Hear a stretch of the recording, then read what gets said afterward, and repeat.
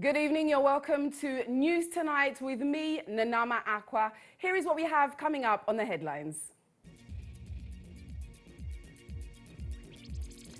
SDA Church in Ghana to stay off December 7 general election after failed attempts to get election date changed. We have more on this shortly. And founder and president of Group Indum, Dr. Papa Kwesi Indum, appeals to NDC flag bearer John Mahama to restore GN Bank's license when elected as president in December polls. We believe that if this administration doesn't give us our license before they leave and start paying the money before they leave, we believe that the next one will understand the situation and give the license back. And the High Court in Accra dismisses OSP's objection not to provide former Sanitation and Water Resources Minister Cecilia Abena-Dapaah and husband's information to first accused in ongoing stolen cash trial. Later on in business, Chief of Achim Tafo, Osa Berima Eduse Piansa II, laments missed opportunities for youth, blaming them for failing to capitalize on programs designed to provide financial support for their start-up businesses. And on the international front, 4 persons, including 2 Mexicans, arrested in multi-million-dollar meth lab bust in South Africa. We've got this and more coming up. Do stay. Well, you're tuned into GHOne television. This is News Tonight with me, Nanama Acquah. We are streaming live on X and Facebook. On to our first story over in the court. The High Court in Accra has dismissed a preliminary legal objection raised by the Office of the Special Prosecutor against the request by Patience Botre to provide her with information obtained from former Sanitation Minister Cecilia Abena-Dapaah and her husband. This was after the court, presided over by Justice Marie-Louise Simmons, held that the first accused, Patience Botre, a former maid to the minister, needs adequate time and facilities to mount a proper defense to charges as per provisions per Article 19, Clause 2E and G. Patience Botre, 18, and Sarah Ajay, 30, together with Benjamin Sowa, Malik Dauda, Christiana Achab, Job Pomery, and Yahaya Sumaila, have all denied the various charges pressed against them, ranging from conspiracy to steal, stealing, dishonestly receiving, and money laundering. Despite being granted bail, they have not been able to meet their respective bail conditions and are still in lawful custody. On Wednesday, July 17, lawyers for Patience Botre, led by Komi V. Dochi, moved a motion for an order directing the Office of the Special Prosecutor to provide them with the investigation caution statement, interviews, transcripts, recordings, and/or interrogations of Cecilia Dapaah and Daniel Osei-Kuffour. This, according to the defense lawyers, was premised on Article 19, Clause 2E and G of the 1992 Constitution and under the inherent jurisdiction of the High Court. However, Esther Fafatete, a prosecutor from the OSP, raised a preliminary legal objection to the request. According to her, the OSP was served with a process which is a motion on notice pursuant to Article 19, Clause 2E and G, and under the inherent jurisdiction of this court. But the High Court has dismissed the OSP's objection.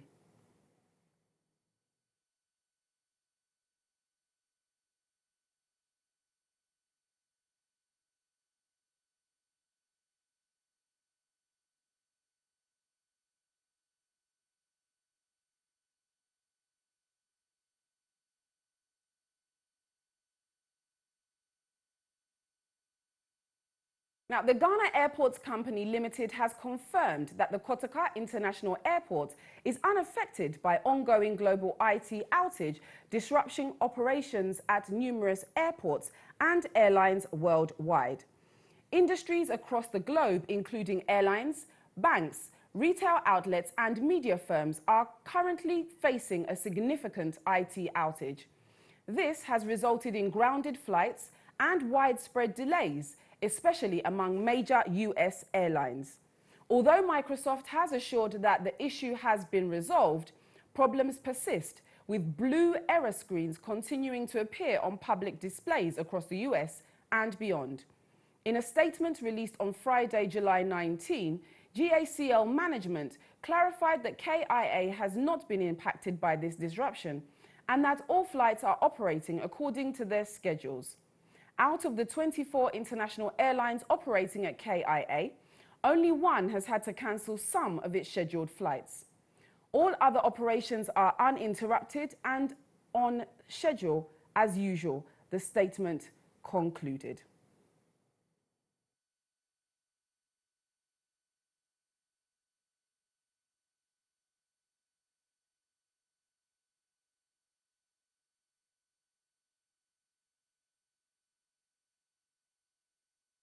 Now moving over to the eastern region, infrastructural development at Kodiabe in the Shai Osudoku district of the Greater Accra region has become a matter of worry to residents. Access to potable water, good roads, markets, schools and toilet facilities for residents remain a thing to only desire. Now, the residents are hereby calling on benevolent non-governmental organisations as well as government to come to their aid. My colleague James Janfosu was in the area and reports. Lack of essential social amenities such as potable water, good road infrastructure, a market, schools and toilet facilities has made life challenging for the residents of Kodiabe.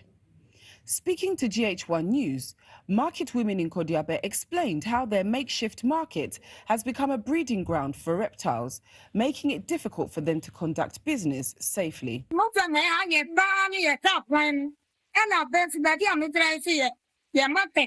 The absence of proper waste disposal facilities not only contributes to the unsanitary conditions in the market, but also poses a threat to the health and safety of the market women.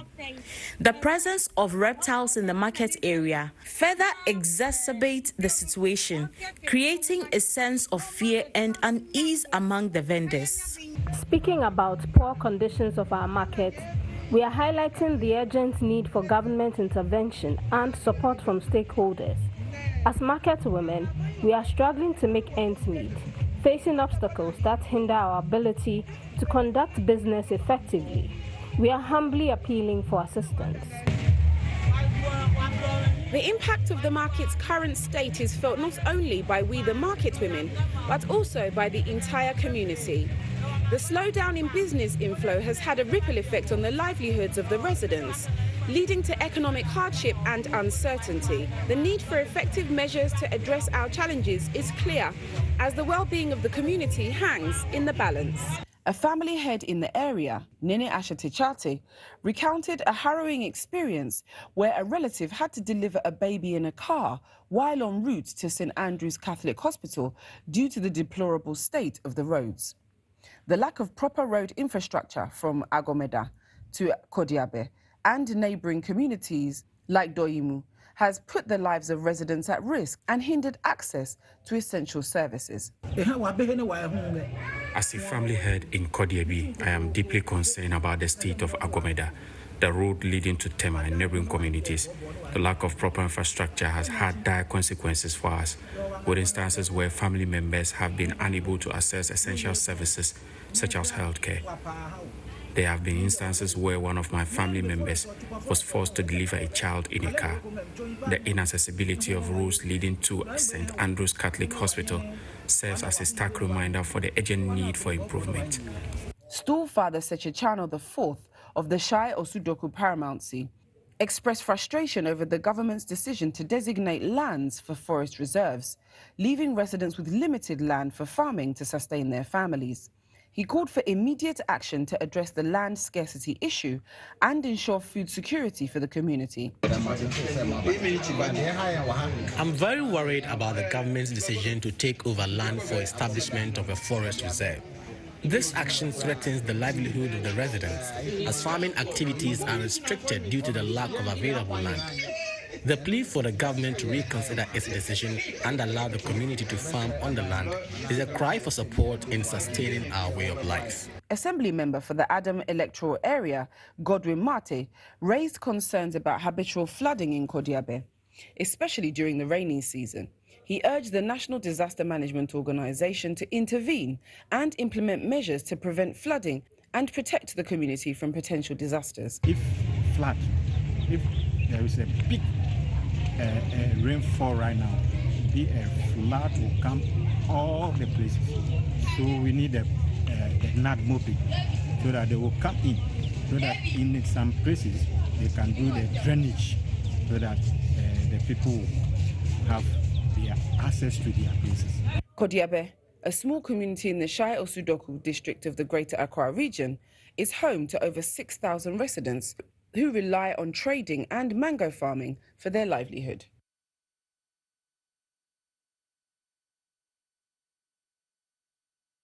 Now, still in that region, angry residents of Huhunya in the Yilo Krobo municipality of the Eastern region blocked a section of the Asesewa-Tokoforidia Road on Friday to protest the excessive dust created by ongoing road construction.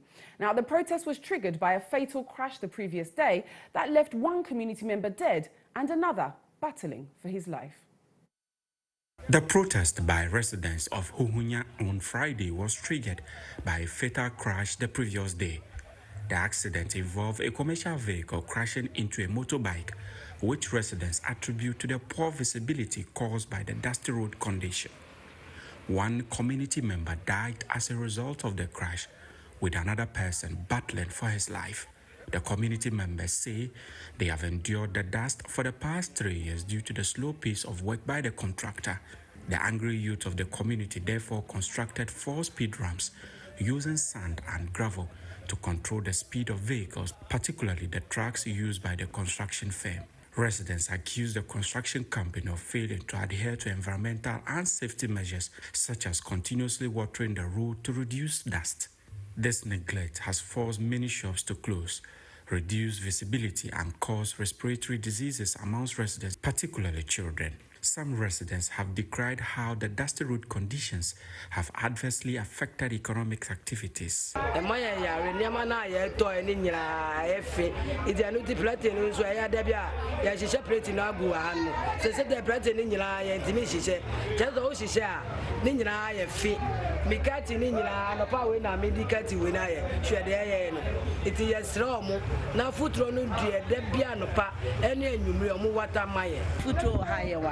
It's time on better Acquah, so I'm on what time I yentimi be install no mukrampo. It's a home tree, it's a slab by on be being for home. It's 1 month and 3 weeks. Back in my area. Got an umbrella, you it's urgent to the and I'm on my area doors. And yeah, I can't walk one. Yeah, I'm a few bending. One way to the crowd wedding or mobile. I'm put through Yan and the Advent Abre Yemian or more free moon. And the young hound say, Quanos were carrying in the here. Isaac Tetekwame, chief of Huhunya, expressed his frustrations to GHOne News. And now, sir, a foot to it. Your coffee, a Kuamuquai, I was Acquah. If you say, Kano, Obi, Nyoku, Edin name, or no so going to also on say, okay, say, yeah, you make and now, Odiko Pim, sir, if before and then, and I say, no, say, you catch your now on 1 year, you pay my dear, and the end of the university at the Broku. An opinion leader in the community accused the contractor of disregarding the community's welfare. We want to block the road so that at least those involved in the contract should not pass, so that they will even cause us this kind of dust that drivers are killing our children and our brothers and sisters, so that it will stop. We are saying that at least every day they should come and water for us until the time that they will finish the road. We don't bear any grudge with them. This is the only thing that we are trying to achieve. Mavis Dede Donko, the assemblywoman for the area, told GHOne News that following engagement with the police, the contractor has agreed to frequently water sections of the road in the community. We want water on our road, like we have to water the water. Even if it is once a day, twice a day, we appreciate it and we'll be grateful.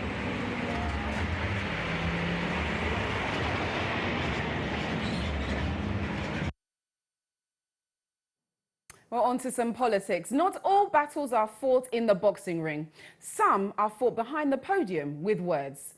Ghana, since the year 2000, has been keen on presidential debates. It is a means to send a message to electorates beyond the manifesto. However, after a long pause from the battle of words, calls are becoming rife for another debate. Question is, will the strong opponents have a consensus to match each other? Acquah reports. Since being declared flag bearers of Ghana's biggest rival in political parties, John Dramani Mahama and Dr. Mahmoud Bawumia have been taking swipes at each other.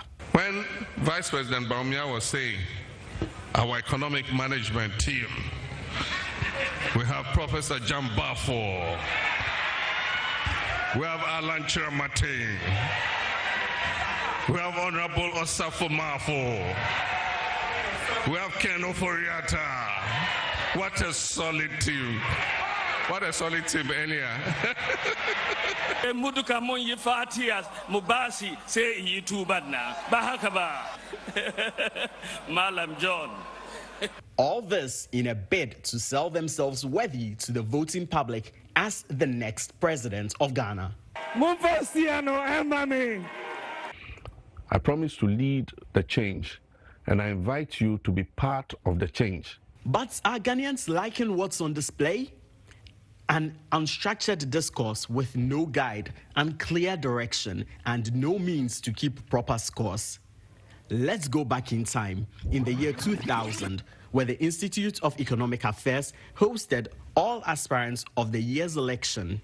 The well-attended debates debuted with all aspirants save the then Vice President Professor John Evans Atta Mills, who doubled as the flag bearer of the sitting party, the National Democratic Congress.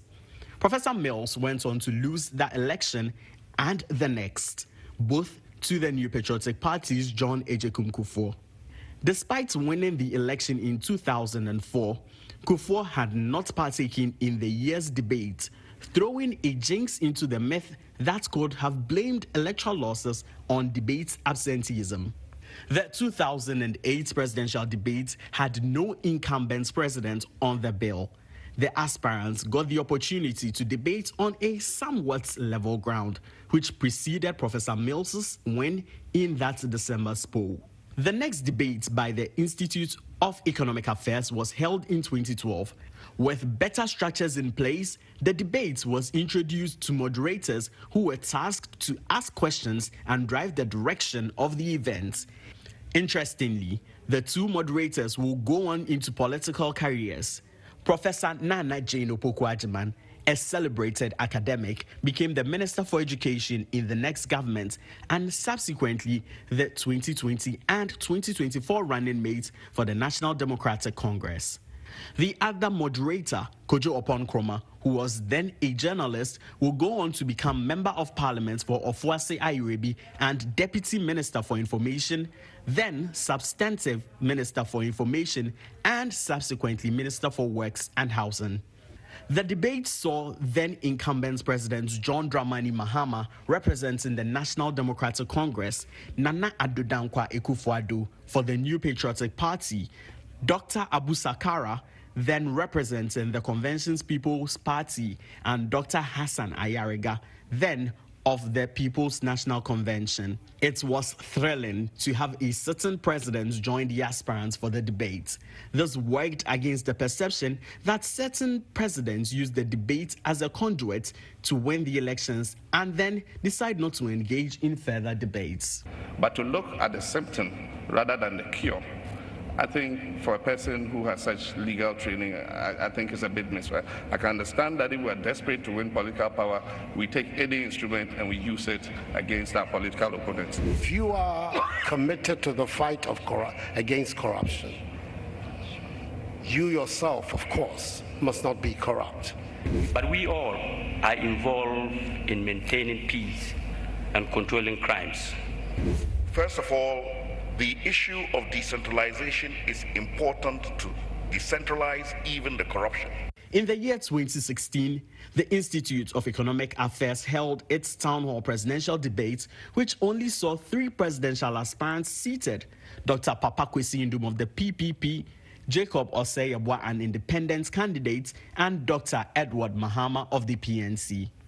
John Mahama, who was incumbent president, and Nana Addo Dankwa Akufo-Addo of the opposition MPP failed to show up. So everybody needs to make a personal stand on corruption. It is no longer acceptable to stand somewhere and say, I'm not corrupt. The results of that year's election led to Mahama losing to Akufo-Addo. Since then, the debates have been on hold. Both the NPP and the NDC pointed fingers at each other for not wanting to debate. Now, interestingly, calls are loud from none other than the same man who directed John Mahama to go debate the people. He's running away from a debate. He doesn't want to debate because he knows I'll expose the emptiness of his policies. This is statement the NDC flag bearer spokesperson, Joyce Bawa-Muktari, deems as not a priority, but should be targeted at Dr. Bawumia, rather fixing the economy. Meanwhile, Deputy National Communications Officer for the National Democratic Congress, Malik Basintale, says John Mahama has been ready for this since 2020 and has been calling to no avail. President Mahama called for a debate. His party, together with his boss, Akufo-Addo, they wrote a letter telling us they will not engage in a debate. You remember, Sewa? We are fully ready for any debate. Question is, will the strongest opponents bid to the call and give Ghana a showdown? This is Acquah Watch's report for GHOne TV and Star FM. Well, let's see what happens. Now, after a long wait, members of Parliament finally got an opportunity to question Chairperson of the Electoral Commission, Jean Adukwe-Mensah, on preparation towards the December elections. The lawmakers took turns to ask the Electoral Commission chair questions relating to how to secure the votes of Ghanaians in order not to create chaos on election day. Jean Mensah took the opportunity to assure the MPs of the Commission's commitment to ensure free and transparent elections. Let's take a listen to some excerpts from the lawmaking house. And if we are not careful, and where the country is at this moment, and if this election is not conducted in a credible manner, we may end up losing the 1992 Constitution. The future of this country is in her hands. The future of Ghana is in her hands and the hands of the Commission. Any trigger will erase all of us. And so, Mr. Speaker, since this election is an election with high stakes, there are certain issues that we believe it must be addressed and must be addressed properly at times. And I want to emphasize that the nation is at a crossroads in this election. We are hearing that what happened in the last election, when they kept repeating the numbers they have voted for, will happen again. The information we got was that there was a counter system being used and was confusing their own system. Is she sure that what they are doing now will be the best system that they will use, so we don't have other people putting figures into their figures as we know? We have only one Ghana. We don't have anywhere else to go. And that's the reason why we have brought you here to apprise us of what is happening.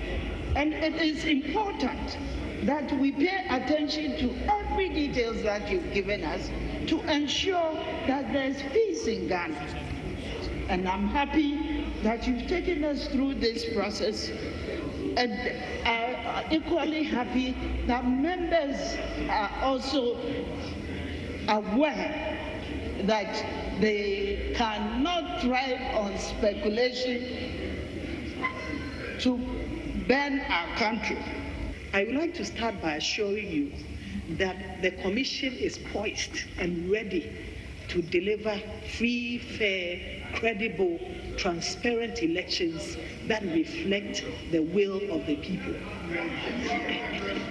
I can assure you that the Commission will not, and this is a message we are sending to the least person in the field, that our duty is to ensure that the elections are fair, the elections are credible, the elections are transparent, and open for all to see, that at the end of the day, the winner is declared.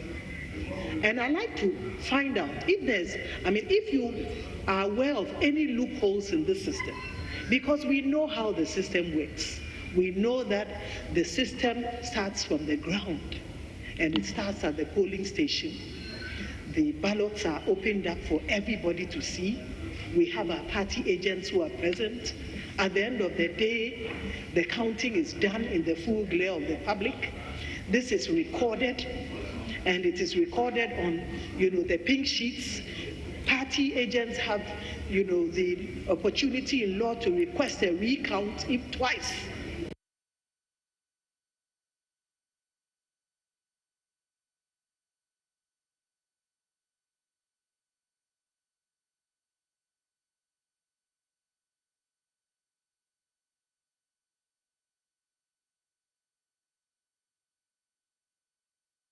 Now, the Seventh-day Adventist Church in Ghana has finally declared it will uphold its religious beliefs by keeping the Sabbath day sacred.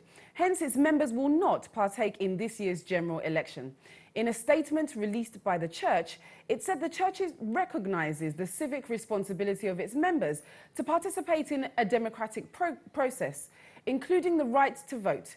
They reiterated their conviction that voting on a Saturday, the Sabbath of the Lord, is not in alignment with their religious beliefs. They say all efforts made in the past to get the election date changed have proved futile. The leadership is also cautioning against the usage of the church as a platform for political debates or political endorsements. While we respect the diversity of opinions within our membership, the statement said, issued by the Southern Ghana Union Conference and Northern Ghana Union Conference, is the church in Ghana's official position on Sabbath observance and voting on Saturday, December 7, 2024, the statement added.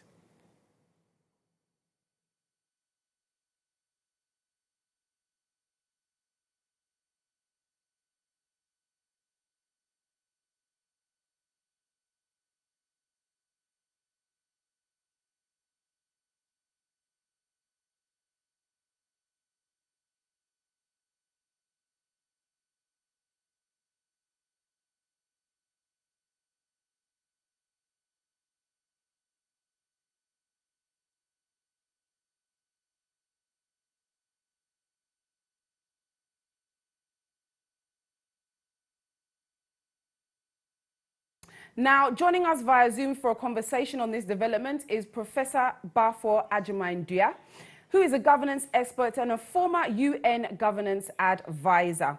Now, Prof, the Seventh-day Adventist Church says inasmuch as it respects the civic responsibilities of its members to vote in an election, the church's religious belief prevents it from partaking in an election to be held on the Sabbath day of the Lord on Saturdays. Now, what is your initial reaction to the statement released by the church, especially after all its pleas to get the date changed have proved futile? Well, thank you for having me. First of all, I think it's unfortunate that the church has decided formally to keep its members from exercising their civil responsibility on election day. Casting a ballot is a very important aspect of citizenship, especially in a democratic society such as we have. So any official decision by any member of the society, the country, to decide to stay off that particular exercise, I think the least I can say is that it's unfortunate. At the same time, however, we have to have respect for the faith of our people. those in the church who believe strongly that based on faith, they cannot exercise that responsibility, I think they have every right to do so, even though, as I say, for me, it's not the best kind of decision. At least the church can announce this official thing, but at the same time, encourage its members who want to do their duty to the nation to do so. I understand this because, you see, we are a nation of various religious groups. Imagine if you pick Friday. Certainly, our brethren in the Islamic religion will say, look, Fridays we go to a mosque, so how can we go to vote? If you pick Sunday, you're going to get a similar reaction from the Christians who on Sundays go to their churches. What I know has been done elsewhere is to pick a particular day that seems to be satisfying to all faiths and use that day, not the date. There's a difference between the day and the date. If you say we're going to have elections every the third Thursday of November or December, whatever month, then that Thursday will be the date that the elections will be held. What we have done is to select a date, 7th of December, which may fall on a Saturday or not. So any election year where the 7th of December falls on a Saturday, then the SDA members will have that kind of problem. So the solution is what I'm suggesting, that possibly we can decide to just change the date to a day and stick to it. Once you do that, I think there'll be no problem over these kinds of the conflict between faith and the state. Right, Prof, but do you think that the EC should re-engage the church? Well, EC doesn't have to engage the church. EC is a legal entity ruled by law. The law says we have this on the 7th of December, so the EC cannot change it. It is the church that can decide to change its position. That's what I'm saying. The best the EC can do if you want to solve this problem is to go back to Parliament and seek a modification of the law as it stands and change it from a date to a day. Once the EC does that, then I think it will immediately solve this kind of problem. Okay, Prof, thank you so much for your time. We're really grateful. My pleasure. Thank you. All right.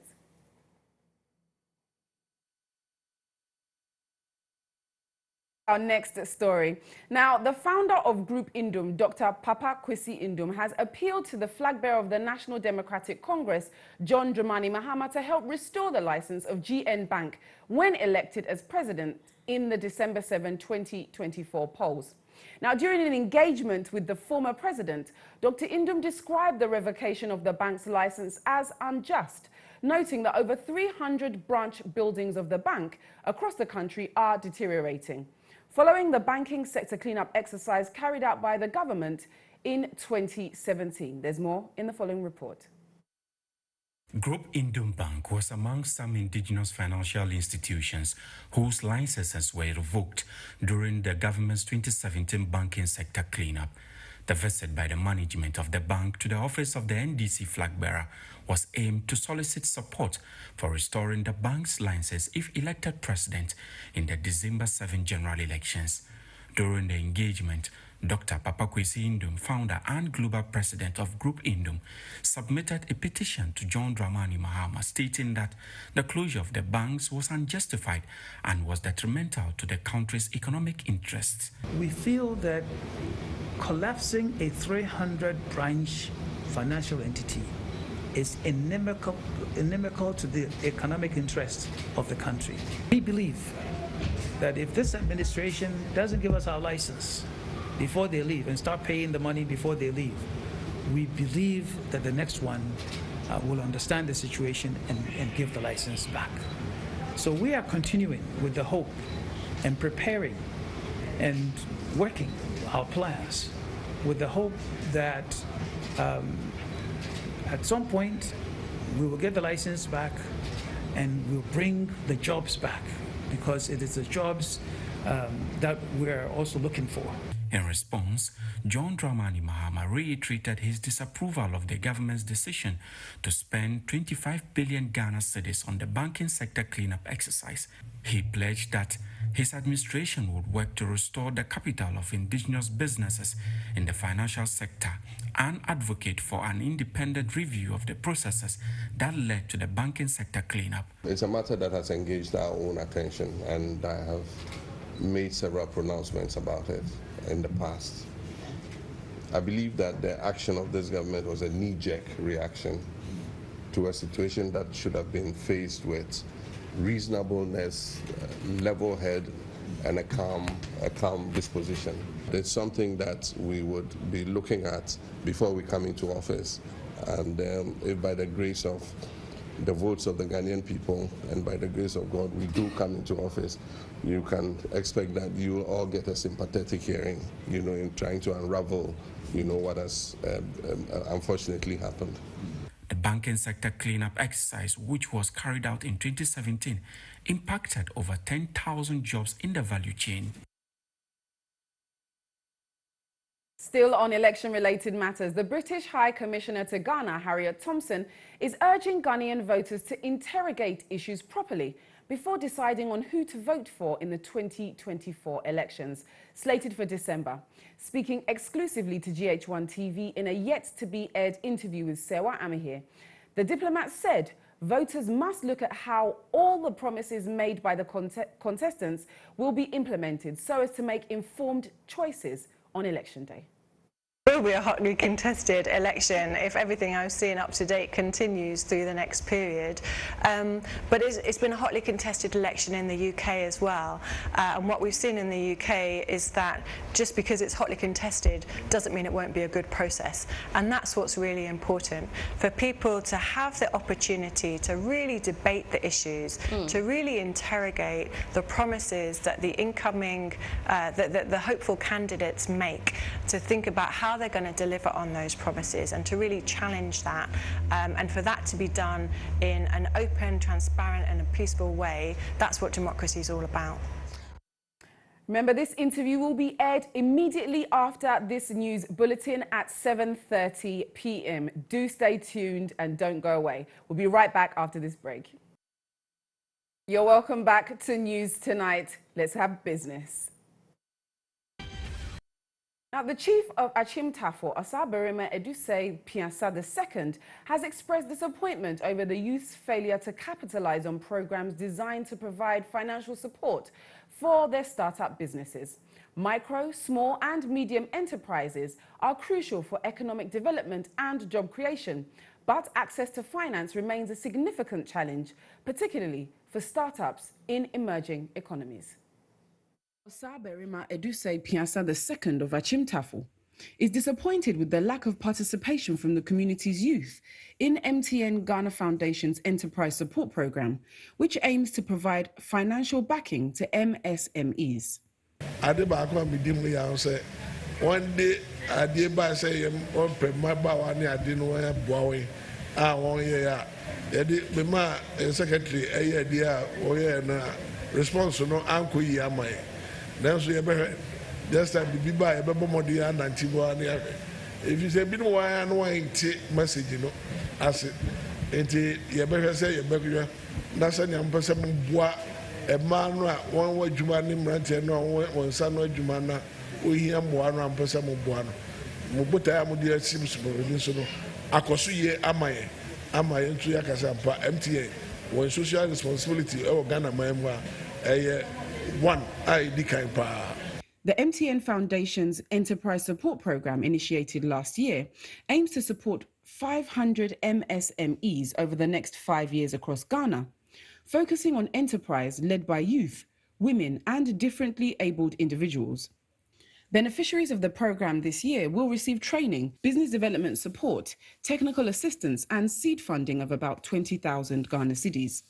Ransford Jan, Area Sales Manager of the Southeast Business Area of MTN, encouraged the youth to take advantage of such opportunities during a donation event, supporting the chiefs and people of Achimtafel for the Ohumkan Festival. One thing that this year the foundation also came up with is to support women, the youths, in terms of employment, in a way of bringing development into the community. So what we will say, or we will encourage women and youths in the community is, when things of this sort come up, especially this good initiatives comes up, they should involve themselves, make themselves available, so we will be able to support them. Economic Empowerment Advisor for MTN Ghana Foundation, Cynthia Mills, explained the initiative's goals during the onboarding program in Koforidua, stating that the Central, Eastern and Volta regions are the focus for selection and support this year. It's a 5-year project, and every year, for now, we're concentrating on 3 regions a year. So every year, based on the requirements, we write a report, and based on that, we go to the board, because last year's the cap was 10,000, but based on the report that we did, we sent to the board, they increased the amount for us. So it will continue to evolve as we move forward. And that's what we have for business. And from business, we move over to sports. Now, Ghana's Paralympic team has absconded to other Schengen states following their arrival in Norway for the Games. The team of 11 persons failed to register and participate in a competition that was held in late April in Norway. A document issued by the National Security Minister, Albert Kandapa, and addressed to the Minister of Foreign Affairs, disclosed that Nana Entry, a member of the team, was earlier arrested and detained in late April by Norwegian security officials after attempting to exit Norway to Sweden. The document further disclosed that George Jemfi, the team coach, collapsed and was admitted to the Oslo University Hospital, but died later on May 17, 2024. Now let's move to the international front. South African police have uncovered an industrial-scale meth lab and arrested 4 suspects, including 2 Mexicans, in one of the country's biggest ever drug busts. The laboratory was discovered on a farm in Groblersdal, a small town in Limpopo province in the northeast of the country, the police said in a statement on Saturday. Limpopo is the northernmost province of South Africa. It borders Botswana, Zimbabwe and Mozambique. Law enforcement agents found large quantities of chemicals, such as acetone, used in the manufacturing of illicit drugs, including crystal meth, which, with an estimated street value of 2 billion rand, which is equivalent to $109.5 million, the statement said. It is not clear whether the suspects were manufacturing drugs to distribute within the country or elsewhere.